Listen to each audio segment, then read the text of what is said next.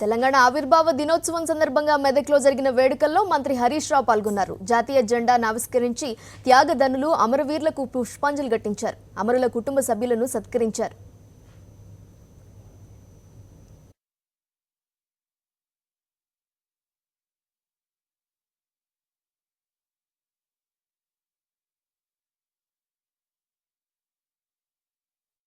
ఉపాధ్యాయులు, న్యాయవాదులు, మేధావులు, డాక్టర్లు, విద్యార్థులు, కార్మికులు, కర్షకులు, కవులు, కళాకారులు, సమస్త ప్రజానికం కులమతాలకు అతీతంగా పోరాడిన ఫలితంగా స్వరాష్ట్ర కళను మనం సాకారం చేసుకున్నాం. తెలంగాణకు వారసత్వంగా వచ్చిన గొలుసుకట్టు చెరువులు ఉమ్మడి రాష్ట్రంలో నిర్లక్ష్యానికి గురై సరైన నీటి యాజమాన్యం లేక అవసాన దశకు చేరుకున్నాయి. తెలంగాణకు కల్పతరువుగా బాసిల్లుతున్న చెరువుల పునరుద్ధరణ పనులకు తెలంగాణ ప్రభుత్వం మిషన్ కాకతీయ పేరుతో యజ్ఞంలాగా చేపట్టిన ఆయకట్టు ఆయువును పెంచేందుకు కృషి చేస్తుంది.